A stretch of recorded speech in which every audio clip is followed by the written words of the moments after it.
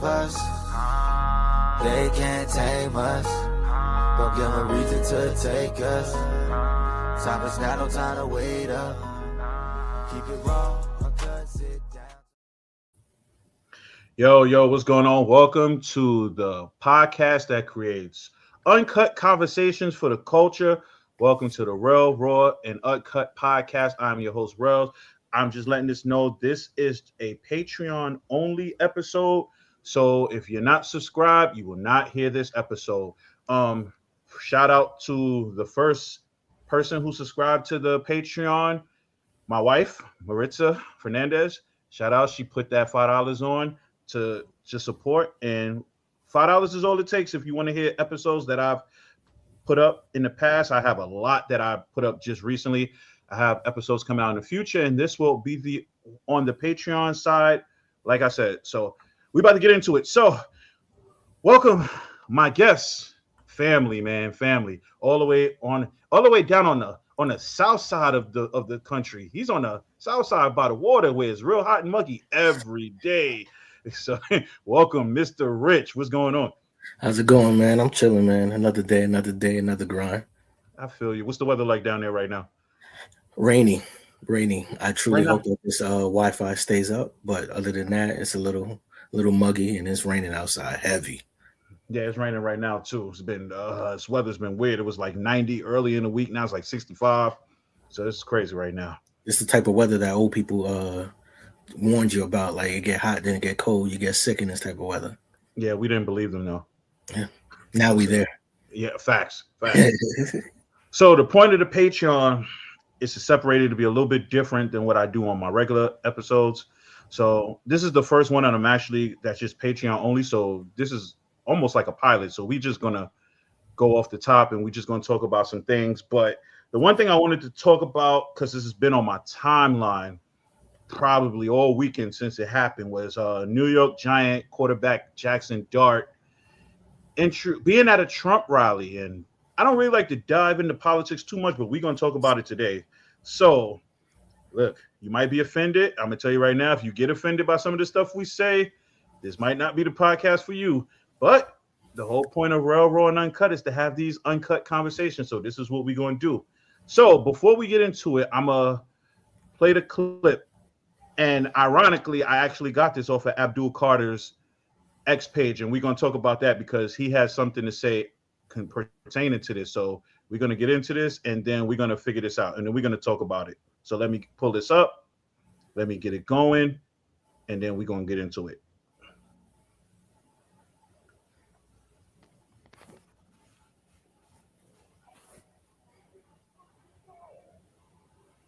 Please welcome starting quarterback of the New York Giants, Jackson Dart.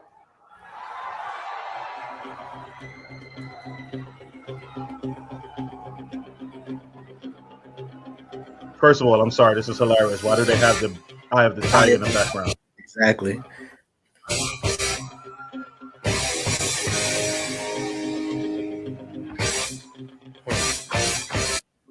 Interesting. Not gonna front. He walked up there real confidently. What's up? Yeah. I'll tell you why. Big Blue Nation, pleasure to be here. I gotta start this off with a Go Big Blue. I'd love it if y'all will follow with me. Go Big Blue. Go Big Blue. Go Big It's quite Blue. ironic because Go Big New York is Blue. a predominant. What an honor, what a privilege. And without further ado, I'm grateful, I'm honored, I'm pleasured to introduce the 45th and 47th President of the United States of America, President Donald J. Trump. And I'm proud to be an American, where at least I know I'm free. Yeah, I gotta. And I won't. Yeah, I'm cutting that off right there anyway. I had to. That the proud to be American thing kind of started throwing me. Okay, all right. So where do we start? Okay, You first, okay, sir. whew, this is a lot to unpack here. Okay, so what? Yeah, yes. Okay, so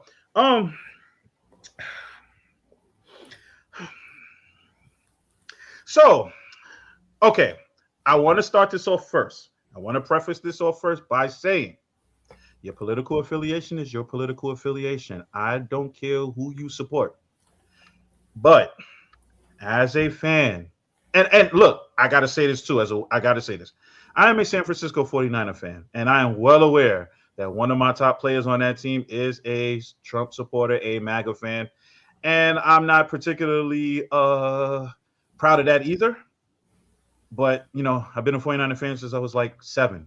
I am 44 now. So it's kind of hard for me to just be like, I am not going to be a fan anymore. Do I find it hard to root for him when he makes certain plays? Yes, but at the same time, I'm a hypocrite because he helps my team win. So I will say that first. Appreciate your honesty. You know, listen, I had to do that because it wouldn't be me if I didn't. Now, in the case of this Jackson Dart situation, once again, like I said, I don't care what your political affiliation is because I have friends who are MAGA fans and I don't necessarily agree with them. And we have had unheated conversations about this. But when you have people who constantly say, please keep politics out of sports, you can't do that when a star quarterback of a storied NFL franchise is coming up here and pretty much introducing your president at these rallies. Do I think that was a good idea on his part? No. And I'm going to say the main reason why, bro, you're literally like in your second year of the league. You can be a bum and get cut 6 months from now, and nobody will ever know who you are again. And now you will just be remembered for this one thing only. Then that brings me to the irony in all this is that I used that clip from Giant linebacker Abdul Carter's ex because he too was a little bamboozled about why his star quarterback would do that.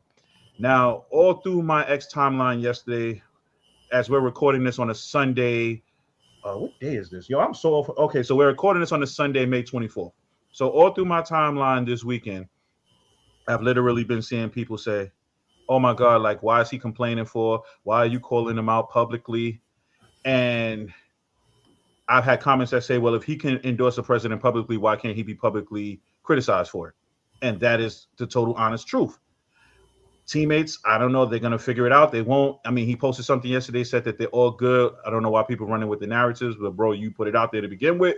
So it was going to be open for criticisms regardless. I listen, you believe who you believe, and I get it, but this is something that's going to haunt him all season, honestly. From the time he went out there to the time now, and it's going to get even worse because he plays for New York. So now the pressure is going to be for you to perform. If you don't play well, this is all they're going to remember you for. Why do you think so? Because people are going to run with the narrative that now he's so focused on politics, he's not worried about playing football. And I mean, let's be clear. The Giants have historically been a bad franchise for a lot of years now. So a lot of pressure is on him. And now this just puts extra scrutiny on him to perform because you can't say let's leave politics out of sports and you do that. Now the two are just intertwined together. Now he's going to have to deal with that. Do you think that the narrative shut up and dribble is usually for not only people of color, but for people who don't sit with the same rhetoric of what's going on with the world?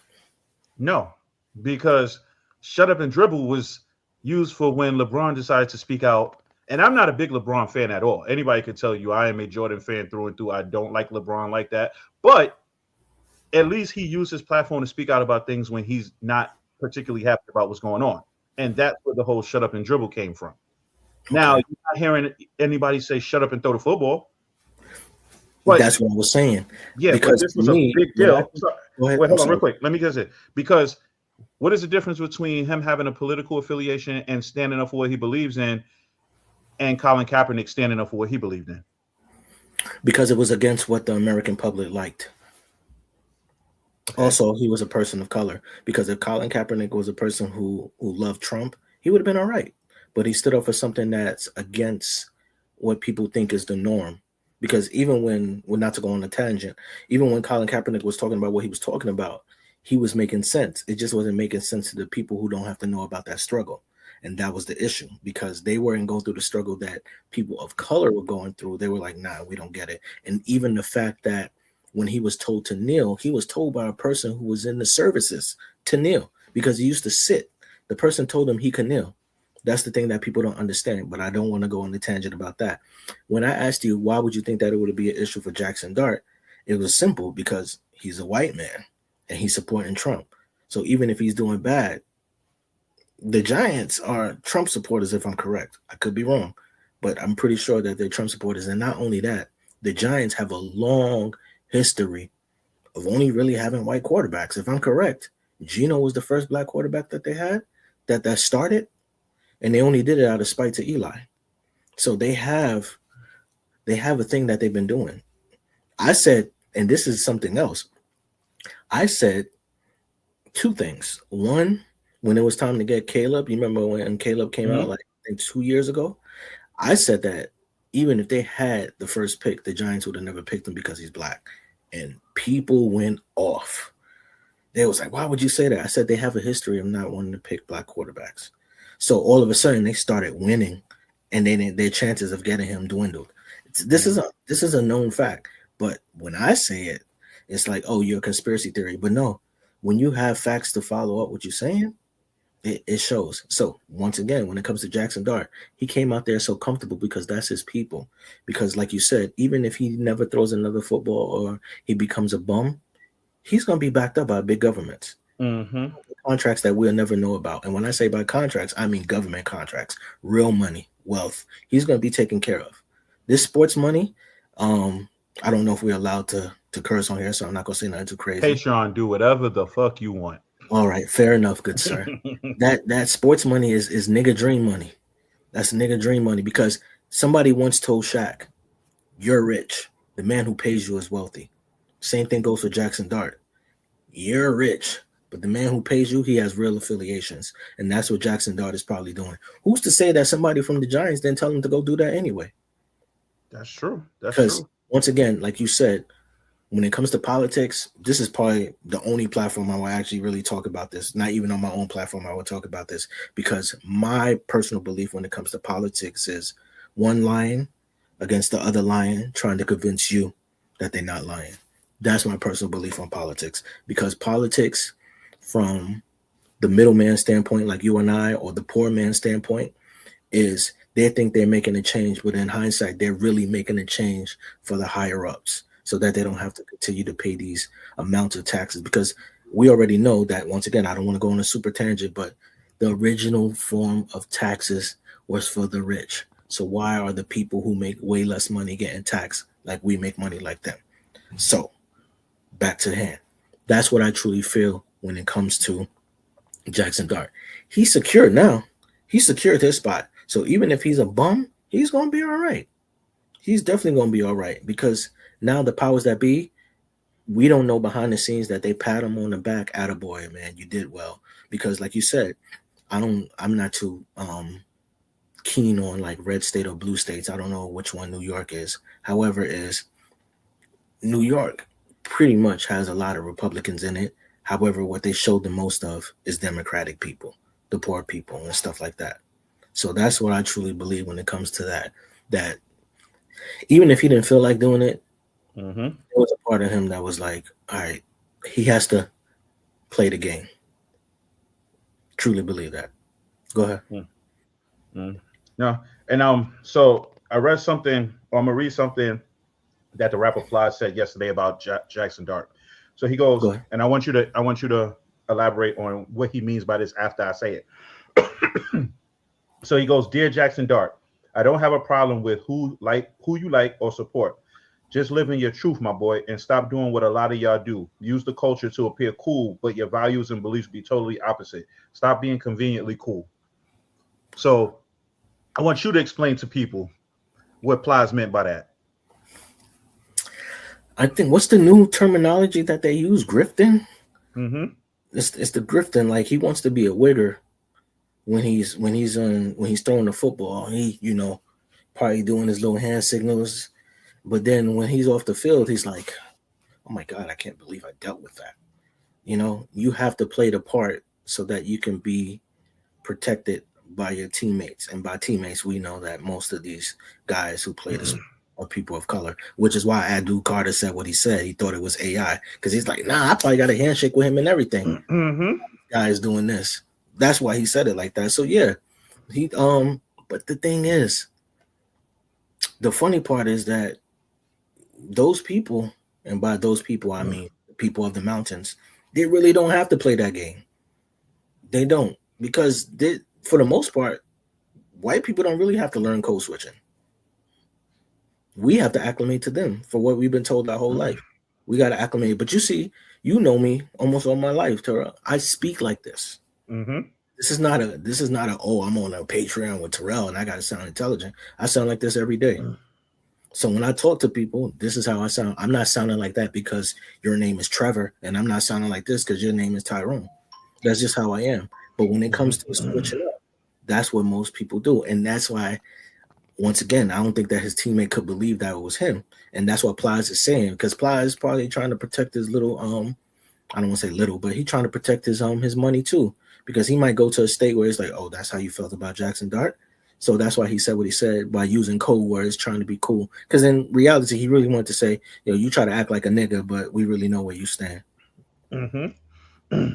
But you can tell, even when he came out on the stage, the first thing he goes was, "What's up? What's up? What's up? What's up?" So he's still trying to appease him. Yeah, exactly. You can see it, but then the line is drawn once you introduce a president, like, let's be clear, who's historically has not been a good person. Like, this dude has literally depicted the Obamas as monkeys. Like, let's be honest. Like, there's nothing that you can tell me where I can be like, okay, so I understand why you did it, and not still have to kind of look at you sideways. So, and that's just me as a fan of football. Imagine what his teammates that are not Trump supporters are looking at him now, how they're looking at him. Because honestly, I hate to say this, but I feel like this happened, and I don't know if you remember this, but Saquon went to the White House. None of the Eagles went to the White House but Saquon. And Saquon Queen is a snow. Yeah, but it definitely looked like he wasn't all that in sync with that team last season either. Like, he didn't even have a good season, honestly. Yeah. So who knows, like, what kind of dissension this brings within your locker room. This is why I say, when it's politics and sports, where do you draw the line? Like, can you have these talks with your teammates in the locker room and be like, okay, yeah, so this is how I feel, but I won't do nothing publicly that will make this team look bad or make me look bad or make anybody look bad. But then you still come out and you at these rallies, and now what happens? Let's just say a couple months from now, we get some strong Democratic nominee who wants to run for president. And let's just say Scatterbull, for example, comes out and now he endorses that guy. You don't think, and then now what happens now if our current president starts throwing Scatterbull under the bus? Then now what happens in that locker room now? That's a great point. It's like, I'll bring back to the point where you was talking about what happens in the locker room. I forgot the guy's name, but he played for the Eagles, something Riley. You remember he was at that concert and he was screaming, nigga, nigga, nigga. Oh, yeah. And they ran down on him. And he was on some like, oh, I was drunk. Drunk mind speaks sober thoughts. You already was feeling that. And you work with a whole bunch of men of color. He was out the league. But he was out the league because he wasn't that good. That's why he was out the league. But when it happened, it was okay. And then what's the other game? Oh, God. The football player who spit on the guy about 20 years ago. Something Kowski. He spit on the guy. And Shannon Sharpe even told the story about how he ran down on him. Like, yo, why did you spit on him?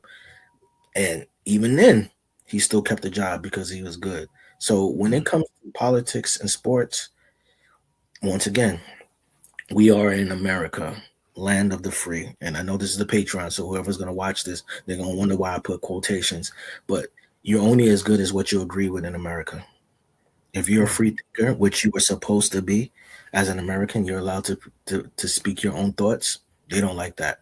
That's why Colin Kaepernick got banned and I use the word white ball. He wasn't black ball. He was white ball because all those people that was doing it was white that was doing it to him. And I don't want to make it a race issue. However, the people in the higher up don't look like us. So let's just be honest there. So when it comes to stuff like that, that is continuous the problem that, yeah, we are in America and we say certain things that we think that we can get away with, but America is really not that different from any other country. It's just that they give the bigger freedom, because if you say something that nobody likes, they will stop your money.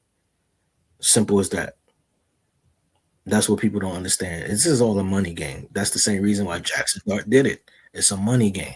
He's protecting himself. He's protecting his future, because let's just say, even though he's a quarterback, we don't know how good he's going to be. So maybe let's just say he has 6 good years, not even 6 good years. Even if he's a journeyman, he can make it up to 10, 12 years. But once again, when he's done, he's still going to be younger than 40. He's going to need something to his life. And then he comes into, little governor Jackson Dart, Senator Jackson Dart, Mayor's Jackson Dart. He's playing the game, just like you said. And that's the thing. Because we are looking at it from a standpoint of sports, but we even know now that sports is bigger than we deem. Because when we're young, we look at it from the, oh my God, we think they're gonna win. But now you get older and you're like, oh, you almost know the outcome because of the way. Think about it this way. Fun fact, maybe you didn't know. You know that the flag bearers in the football games, they used to charge them to come out there. No, I didn't know that. So while NFL is talking about home of the brave and yada, yada, yada, they were charging them. Somebody blew the whistle on them. Then all of a sudden, they got to do it for free. But they were charging Army, Navy, all them people to go out there. The NFL don't care. It's a money thing. It's always been a money thing. But not only that, let's talk about, remember when it came to the Cowboys, they don't care about politics, but what he said to his people, you better not kneel or you're going to lose a job. Yep. So once again, land of the free, unless you agree with us. When you agree with us, you're good. Good old boy. That's why Michael Irvin doing so well. No, that wasn't meant to be a shot, but we get it. We get it. You know, that's just the game. So let me ask you, what you think was more important? Well, looking back at what he did this weekend now, what do you think will be more important for him? The trust of the politics and politicians above him, or the trust of his teammates? Because now, to me, I feel like that's fractured a lot. We might not see it now because I'm pretty sure somebody probably stepped in and was like, this can't go public. Or who knows? Maybe we can. Maybe we will see it. You never know. It's always something that leaks out somewhere. So you're asking me what's more important. Now you're asking from my standpoint or his standpoint? His standpoint. Oh, he's definitely with the politics, because there's going to be, and I guarantee, and I normally don't guarantee anything, I'll give you a high percentage. There's somebody from the Giants higher up that's going to go talk to these players and be like, listen, if y'all feel some type of way about Jackson Dart, y'all better keep it to yourself. Abdul Carter already messed up, but he's a young boy and he could play. But the rest of y'all will be done and y'all won't be able to get a job. So make sure that this boy is upright. That's what I feel. Because when it came to Jackson Dart, once he chose to do it, he already knew that he didn't fear his teammates. He wanted to be, like you said, he chose his side. And like I always have a saying, a friend to many is not a friend to all. Yeah. Chose his route. Yeah. So this is what I'm saying about when it comes to politics. It's like you don't want to talk about it, but it's so out there now that almost not talking about it almost does it a disservice. So it's like you don't really want to get involved, but sometimes you kind of have to. Yep. Like even as a sports athlete, like you said, he had a choice. He could have just been like, yeah, I support him. He could have been like, but I don't really. He could have literally just been like, yo, this is my second year. I'm still trying to get my feet under me in the football league. Give me a few years, and then let me bring my political affiliation out, and I'll be comfortable about it. Or he just said, nah, I'm going out there now. I'm good. But he has this, what they say, the complexion for the protection. He ain't worried about And another thing, as much as I am a basketball fan of this person, he could have took the Jordan route. Republicans buy sneakers too, because that's what he said once. In case you wasn't too familiar with that, Republicans buy sneakers too. So Jackson Dart could have been like, listen, man, some of my guys, they're people of color, and I'm pretty sure that they're Democrats, and I don't really want to rub them the wrong way because we got to keep this locker room strength together. But like you said, he chose, I'm just going out there. And if you look at his body language, he kind of did look nervous, hands in his pocket. Yeah, you notice that he rocking side to side. Yeah, I really got to do this. It wasn't like he came out like, yo, hey, y'all, how y'all doing? Y'all see me out here? He was like, it almost looked like somebody nudged him out. Like, yo, go, man, go do that. Go take care of that for us. Yeah, you're our franchise quarterback. You're the biggest face on our team right now. You can show our endorsement for him by you going out there and doing it. Exactly. And that's what it looked like. Like, go ahead, do this, man. Go and do us this favor right now. And the back end is going to be, how many movies you watch when you say, if you do this, the back end is going to be beautiful for you. Mm-hmm. He's not looking at sports no more. He's looking at the end game, the big game, the wealth, the taking care of his family. Because everybody talk about, once again, when it comes to this sport money, yeah, I can take care of my family with that. But like I just said today and yesterday to my family when we was just having a talk, the best thing you could have in this world, especially in America, is connections, relationships. Mm-hmm. That shit better than money, man. Mm-hmm. Better than money, because you could be broke, but if you have the right connections, you can have a place to live for free. Let that sink in. So yeah, we're gonna get off this political topic. I think we touched about. We gave it 26 minutes, so we gave it enough. And this is just the first episode on the Patreon edition, but I feel like so far this has been a good one. So we're gonna talk to you now. We're gonna give you the floor. And you can come back on this platform and talk about whatever you need to talk about, whatever you want to talk about. You let me know. We will make this happen. But right now, you said something the other day, and I'm going to call this Rich's rant. And I'm going to let you explain to the people your rant. So go ahead. The floor is yours. Take it away. All right. I appreciate that, good sir. Now, you call it Rich's rant. I like to call it just my observation. So what I was talking about was like how everybody is like making fun of Drake because he's a softie. Also, he is light skinned, but that's neither here nor there. And I compared it to Will Smith, Jay-Z, and who's the third person? Tupac. And what I talked about with that was basically in regards to how I feel like Tupac was an actor. He went from Hit 'Em Up to Dear Mama, or, Brenda's Got a Baby, to, just how do you want it? Like, he was duality as well. And when people speak on Tupac, it's like, oh my God, he's immaculate. And it's because Tupac then come off as soft as Drake. And then when you come up to like, when we speak about Drake using reference tracks or just stealing from people, Jay-Z did the same thing, the same exact thing. But because Jay-Z is so stoic and don't really speak on it, people just leave it be. And Drake, he wants to fight every battle, and it's not meant to fight every battle. And that's why he's getting himself in trouble. Then we also speak about ghostwriters. When I said how Will Smith, Summertime was written by Rakim. I believe Miami was written by Nas. So these things happen behind the scenes, but because most people choose not to notice it, or because Drake is always trying to fight it, he's the one that keeps on taking all these L's, and he's fighting battles that he shouldn't have to. He could have just been saying, listen, I make great music, because believe it or not, Michael Jackson didn't write a lot of his songs. Beyonce damn sure don't write a lot of his songs. And this might be a hot topic for people who love these or idolize these people. It is what it is. Like I said, and like Rel already said, if you are one of these people to be offended for idolizing people, I'm not for you. Because at the end of the day, these are just people that more than likely you don't know. And two, you just don't know them. That's one. And two, you don't know them, and you swear that you know them. They're not your family. They're none of this. And most of you people don't even know your family as well. So y'all got to stop acting like Drake was the only one to do this. It's been done before. It's going to continue to be done. So if I was Drake, or if I was one of his fans, I would just be like, I wouldn't be arguing with the world. Just accept it for what it is and make them do good music.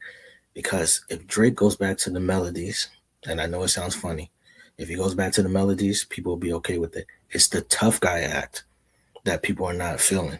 And the thing about it, Tupac did the same thing, talking about thug life. But listen, I got a book, and I wish I could have brought the book up, but we're doing this right now. I got a book that my mom got for me back in like 1997 from Tupac. It's a book of poetry that he wrote to Jada. This is the same guy that did Hit 'Em Up and all that. So stop looking at Drake like, oh my God, he's grifting, much like Jackson Dart. He's juggling both worlds. But we have to understand that a lot of us in this world is multifaceted. But one thing about me, you're not going to hear me talking about, yo, I'm repping this set, and then the next time I'm talking about I'm Mr. Loverboy, because I don't have no fight to want to be one of those people. However, we have to keep in mind that Drake is an actor, and he's acting like a gangster right now. Sooner or later, he'll cut his braids.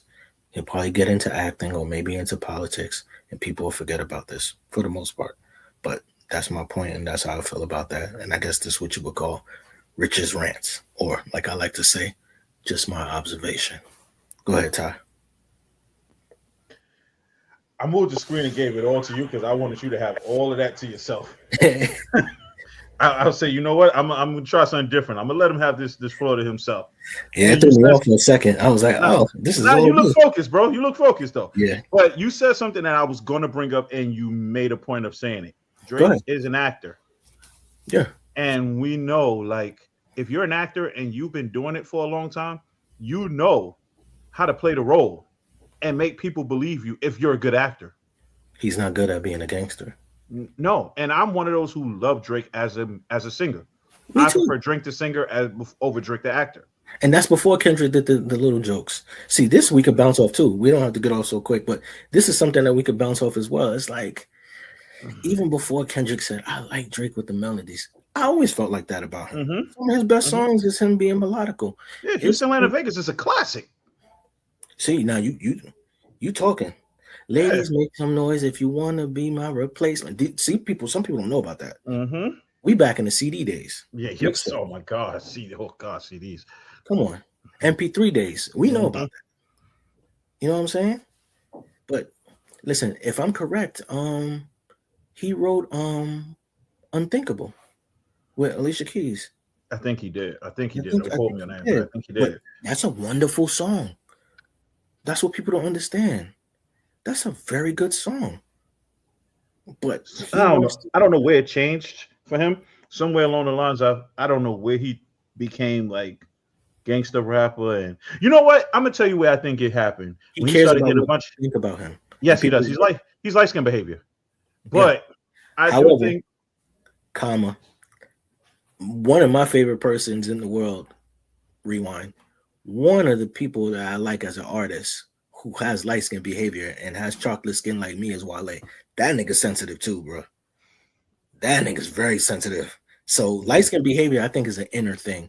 And it's crazy because, like, you have to get to a point where it's like your dad didn't teach you right and you just really stuck around your mom, or you just have to have true thick skin when it comes to like what you consider light skin behavior. Because like I said, I'm putting myself on a platform now where people are going to critique me, and I have to realize that these niggas don't know me.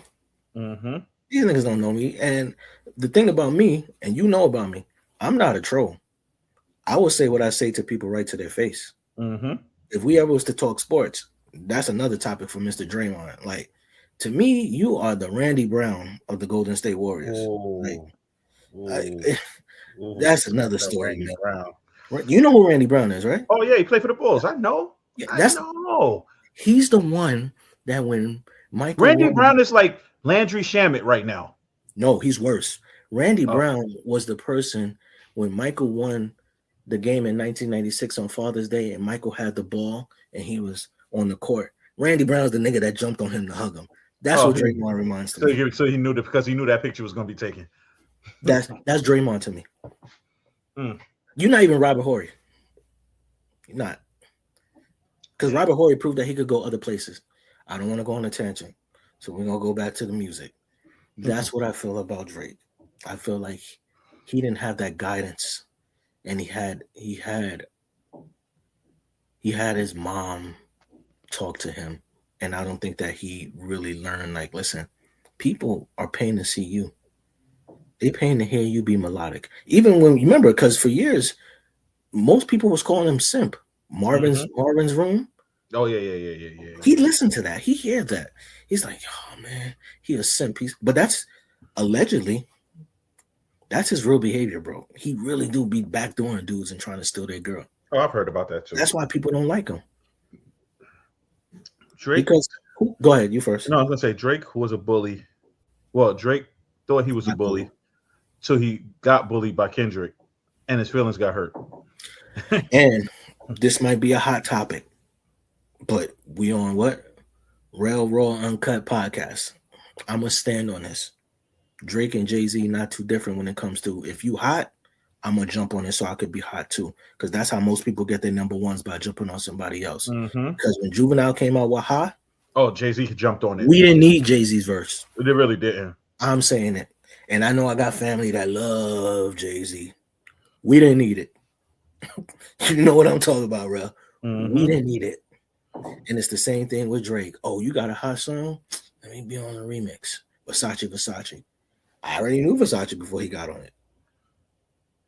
This is it wasn't needed. That's what they do. And by they, I mean leeches. Rich. I'm not rich. I get it. However, a leech is a leech.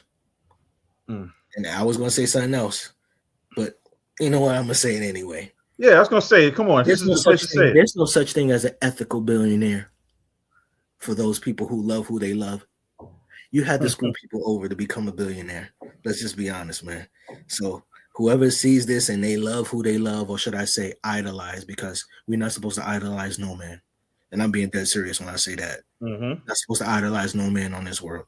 I even tell my son, I'm a broken man. I'll do the best that I can do for you. You don't need to idolize me. So there's no such thing as an ethical billionaire, no matter how many times you could flip it and try to convince yourself that that's a good guy, because there's so many stories of said person stealing from other people, and then you just tell me it's good business. So all right, so if I steal from your house, I was already a thief. Just take the loss. Pretty much. That's my rant too. My bad. Nah, it's cool. Look, that's what this Patreon is all about. The Patreon is about getting shit off your chest, letting it be known. Like we touched some subjects on here, and we touched the Jackson Dog one was a real one. Then you went into your observation about things, and look, this is what this is all about. Like I said, this is the first one, so this is what I want my Patreon to look like. Right now, it's different from what I do everywhere else. So I want this to be like, okay, they talked about something crazy. Like he gave his opinion on what he felt about Drake. Because let's be honest, a lot of people are not going to like what you said. There's going to be a lot of people wwho like what you said.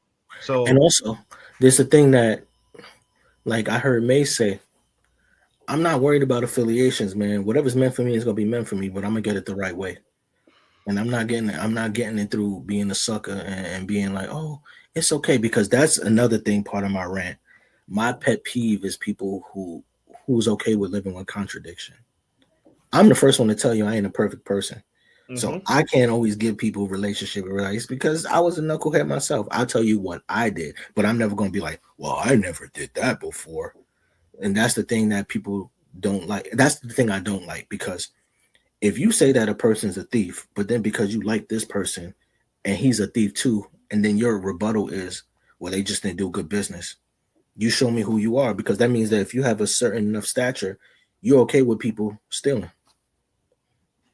And I can't rock. That's just how I feel.